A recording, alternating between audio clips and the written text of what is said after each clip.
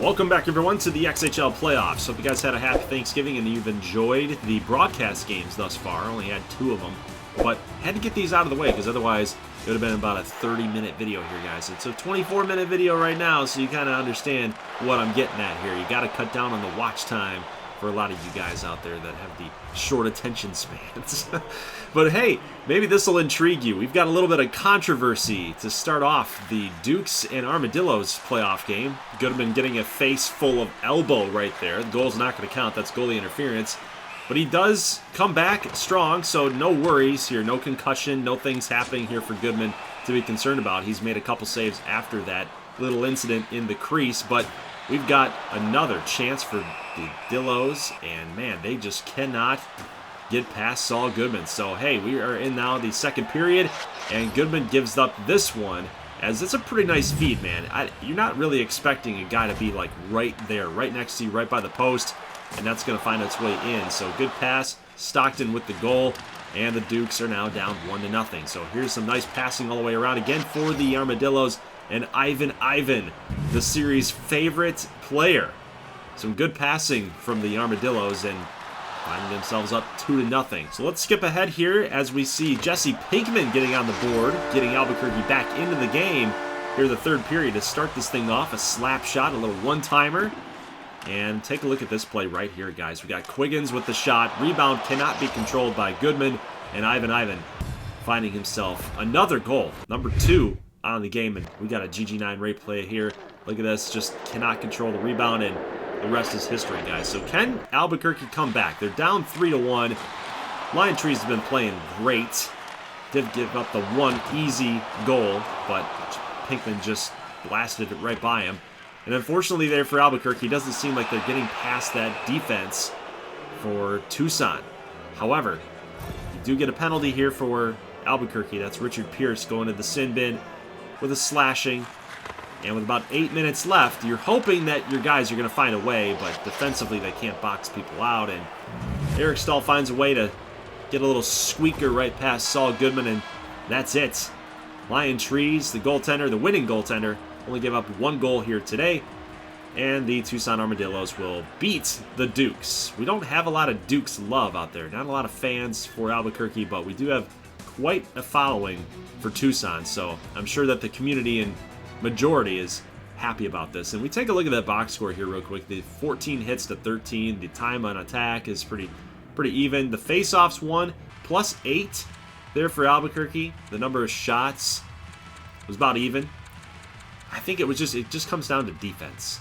Just comes down to defense, comes down to penalties, and that was the main reason why the Dukes are losers here in the one-game knockout. So goaltending-wise, Saul Goodman had 33 shots against him, gave up 4. I don't really blame him.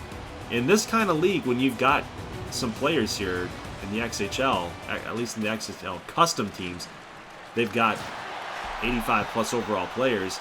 That is kind of tough to face 33 shots and then be able to stop the majority of them. But take a look here. We've got Charleston and Atlanta. And right off the get-go, guys, in the first period, we got a beautiful goal. Absolutely beautiful goal by Sens Riegelwood, and the pass was even probably more beautiful. Take a look at this saucer pass right up the center of the ice, and I mean, what is Finch supposed to do? Like, it's in air. He doesn't know where it is exactly.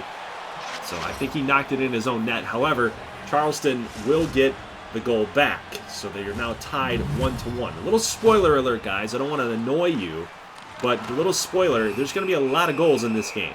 So if you get tired of that air horn blaring, the goal horn, I apologize, but I am going to try to move through this game as best I can. You know, you try to capture the game flow. You want to capture everything that happened and give a story to what's going on the ice, but I'm going to try my best, but it is going to be kind of crazy. So Johnny Smith with the power play goal. It is 2-1, and with 16 minutes left still, again, look at the pressure on Michael Hutchinson. Another goal. That's Cody Eakin. We've got 4 goals in the first, 4 minutes of the hockey game. Crazy. And then another penalty here for Atlanta. Already down 3-1. That's Thomas Yurko, former Detroit Red Wing, getting called for the slashing. We'll take a look and see what the Rampage can do here. They've got good passing all the way around, and another penalty. Atlanta What is going on? They've got 2 guys now in the box, another slashing call. So here's Charleston on a 3-on-5, just too easy. I mean, you can't even triangle defense that. You can't do anything. It's so difficult to be on the 3-on-5, and Rusty Perry gets the goal. So it's now 4-1. 4 goals. Make it 5. Make it 5 goals for Charleston in the first period. Brett Connolly with the goal, and then it's not done yet. They're not done. 6 goals.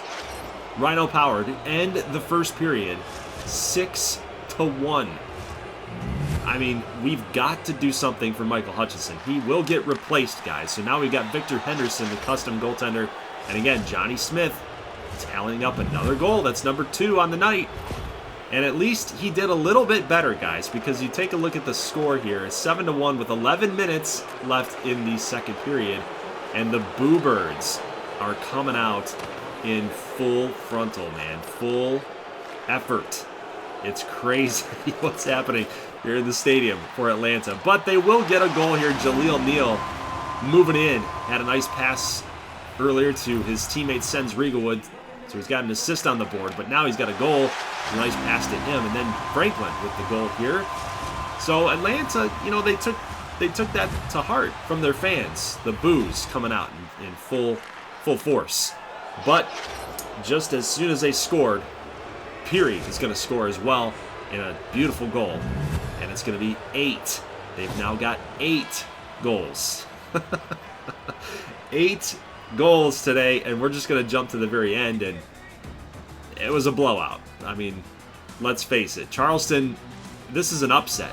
This is an upset. Atlanta, they're not the best XHL custom team, but they did come back, right? They came back on Charleston, 8-5.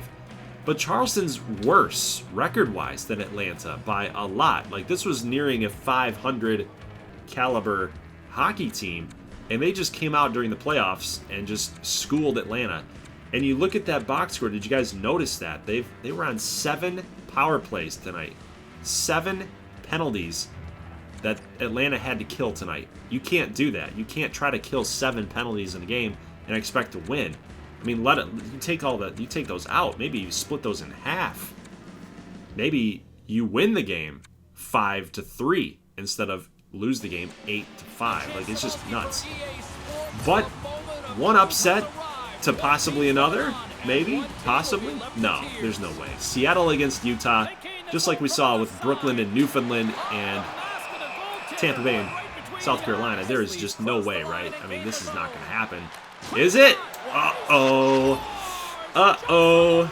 Utah has the lead on the best in the West, Seattle. What's going on, guys? We got to get the offense moving here. 7 minutes in the first period left to go, and they still don't have a goal yet. I mean, Tampa Bay had more production offensively than what Seattle's doing right now. I mean, we got some good looks. Some really good looks on Miner here, the goaltender, but he's making some beautiful saves here. Here's Romero with a nice pass to Nubanov, but he's not able to put it home. Here's another great job passing. Good puck movement all the way around for Seattle, taking a big hit. Oh, here's a turnover by Nubanov. And again, Miner stands tall. Are the Seattle fans shaking in their boots right now? It could have been a penalty here, but oh my goodness, what a great pass. If you're Ty Walker Jr., the goaltender, you're not looking for that. You are not looking for that. And that's a beautiful goal, especially to end the first period in that manner. It's 2-0. Here's a big hit. That's a way to set the tone, get your teammates back into the game. But, guys, Utah still maintaining possession here, and they get another goal. That's Johnny Walker.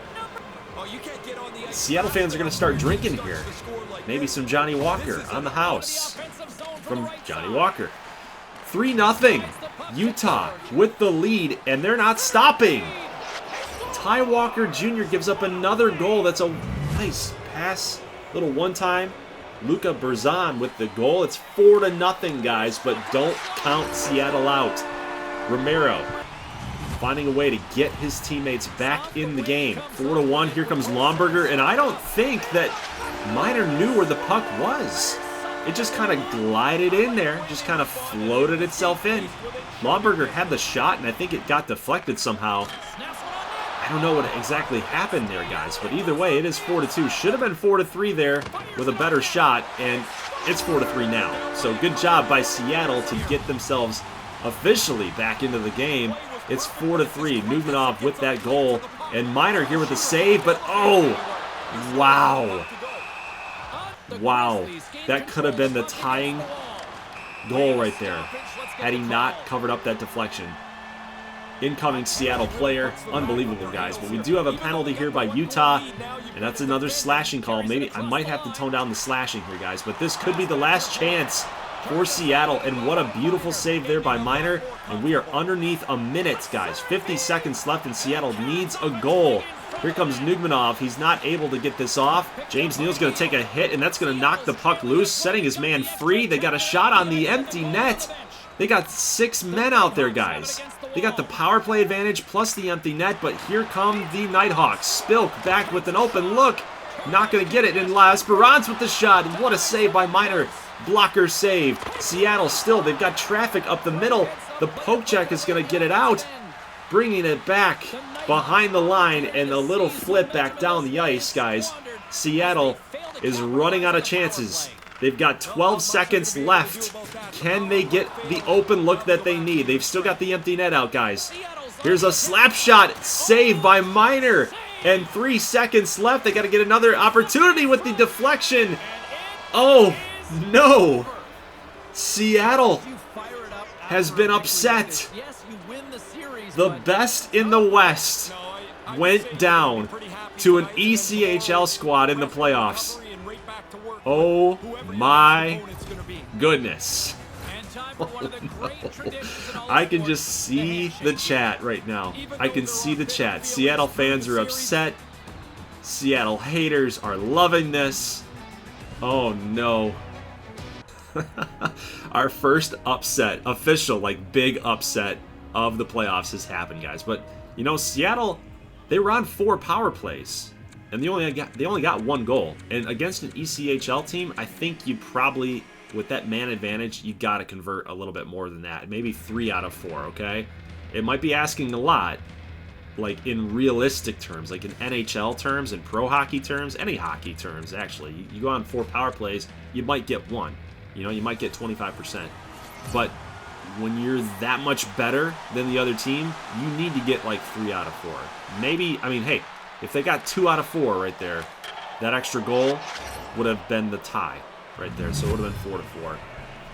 Either way, guys, it is a loss, and we're going to not screw with Richmond and Baltimore's time. So we're going to jump in and talk to these guys and talk about them. But Shane Wright's going to get a goal here for Richmond. They are up now 2-0, and take a look at the moves here. Great puck handling, great passing for Baltimore. We've talked about how good this team is when they can utilize their teammates and utilize that empty space, and man, they just can move it really, really well. They move the biscuit really well. And Keith Kincaid does not move the biscuit very well. Oh my God. What just happened there? He literally gave it away.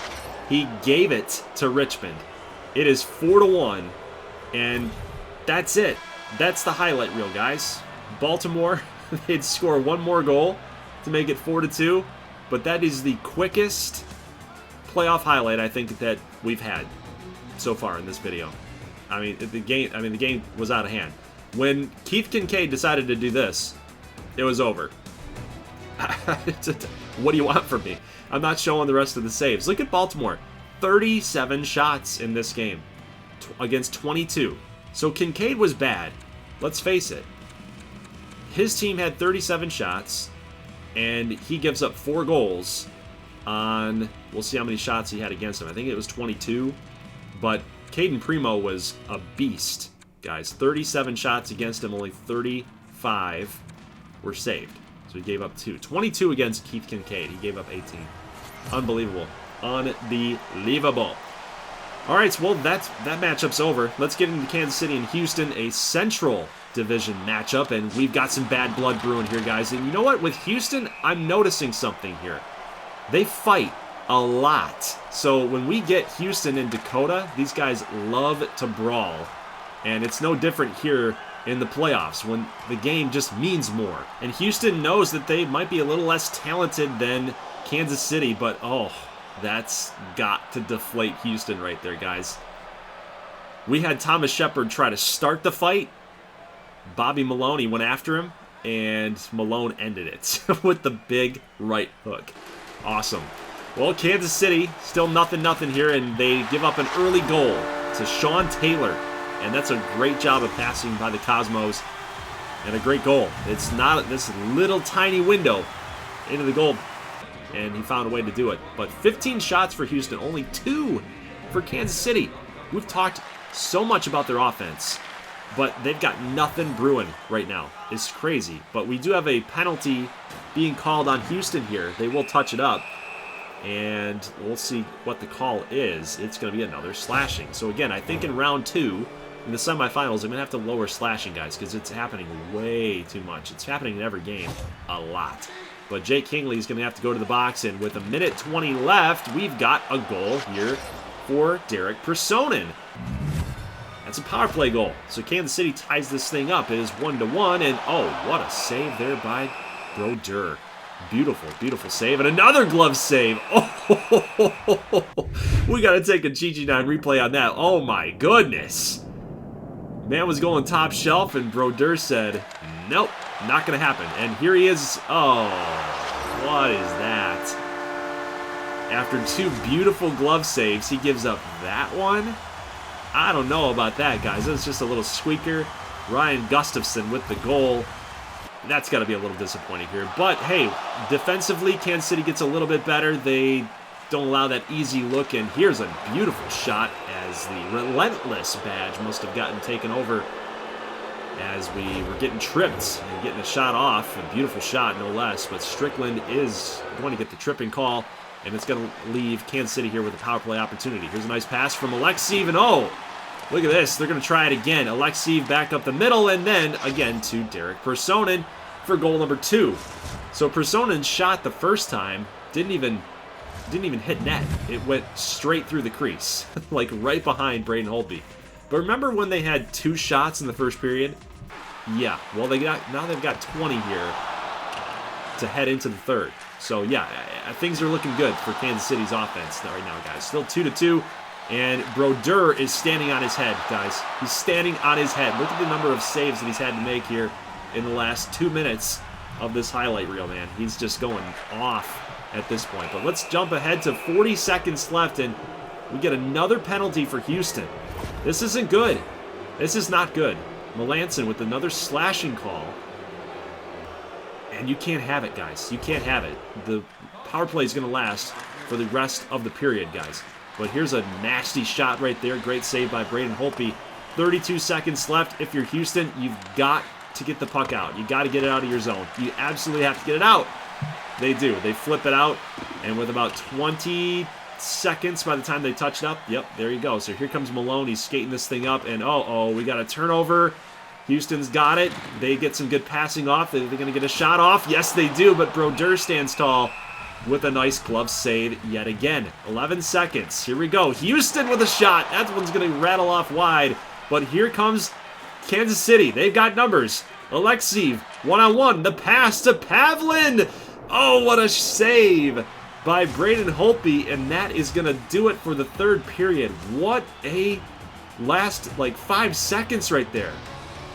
Alexeev and Pavlin could have hooked up for the last second goal. But man, what a game this has been, man. 2-2, head into overtime. This has been the best one, I think. You guys take a look at that box score, man. Everything is fairly even. But we've got a turnover. Alexeev, oh, they're in the middle of a change. Alexeev, all alone, he gives it off, but the shot's gonna go wide. That didn't even get on net. But Kansas City there with a rebound. He scored. What? He scored. Personen puts it home, and Kansas City will beat Houston. We're going to have to take a replay on that. We got to get this on replay. We got to get another look. Look at this. The turnover first, right? And we're going to pause it here, but take a look at the bench. They were in the middle of a change. And Alexeev says, don't mind if I do. And I want you to take a look at this skater right here. That's Turigny right there. Take a look at him. He doesn't know where he's supposed to be. And then the shot here, he gets it kicked off of his skate, and it bounces right to Derek Personen. He gets a hat trick. A hat trick to end the game. What a way to do it. Kansas City advances to the semifinals, and man, that one's got to sting if you're the Houston Cosmos. What a game. What a game. And I kind of wish that in this format, we would have gotten maybe a 3-game series instead of just a 1-game elimination, man, because these two teams play each other very, very close. That was an awesome, awesome game. Little analysis side, I think that Brodeur was the MVP of this. 31 shots against him, 29 saves. I think I'd give it to him because Houston's offense is no slouch. They're pretty good too. They got some weapons, but I think Personen's hat trick, that's impressive, but it could have been anybody. It could have been Alexei, could have been Pavlin. That first line is just amazing. They just found a way to get it to Personen every time, and you know, the 3 goals, it could have been anybody, really. It could have been split the difference between all 3 of those guys. But let's get into Dakota against Toledo. So we've got the second best team in the West. Actually, maybe a lot of people might say that Dakota is the best team now that Seattle has lost their playoff matchup against an ECHL team. Well, both of them are playing against an ECHL team, and guys, it's 1-1. The Toledo freaking Walleye are tied with the Demons right now. Second period, 5 minutes and 40 seconds, and Dakota, we've talked about them. They don't have a lot of offense. They don't have a ton of weapons. They are very defensive-minded. They get some good goaltending every now and then as we see a huge hit. They love to bring the boomstick. They love to get physical. And Toledo seems to be getting pretty physical here, too. I mean, look at the passing. They're just outplaying them. They might be a little smaller by the looks of it. That might be playing really well for them because they look to be like a really good passing team by the looks of it here. I mean, and they're bringing physicality where they can bring it, and they're taking the lumps, man. They're taking the hits here from Dakota, but look how hard that they're playing. It's 1-1 with 2 minutes and 20 seconds, and they can't get it out of their own zone, guys. They finally do. Toledo has been living in Dakota's end of the zone. I mean, look at this.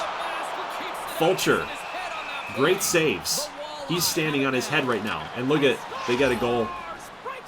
Keenan gives the Walleye the lead. Conlon Keenan with his first goal of the playoffs. And here's Joe Casimir trying to make moves here early in the third period. And oh my goodness, Fulcher with another great save. Casimir, the goal leader in the XHL. He got room, he got an opening, and yet he can't put it home. You just got to give your hats off to the goalie at that point. I mean, he was wide open with a backhand opportunity and couldn't get it done. But Dakota is bringing out the empty net. They're bringing off the goalie. They're bringing off Babic. 25 seconds left, guys. This is it. Is Dakota going to get upset as well? The shot on the empty net, that's a goal. Hensick at the blue line. And that's it. You've got to be kidding me. The top 2 teams in the West are done. Dakota and Seattle in the same round. They're done. They both lose to an ECHL team. Unbelievable, everybody. This is crazy. 3-1's your final score, and I don't really blame Babic in this game. I just can't. I can't do it. He had 25 shots. Dakota only had 22. Toledo outshot Dakota. Look at the hits, 25-14. So we know who the physical team is, and we've known this about Dakota for some time, but, you know, in a 1-game situation, they could lose. They're susceptible to losing if their offense, they can't get it going. And there you have it. So Casimir only held to an assist and only 4 shots on the game. That was a team high, I believe.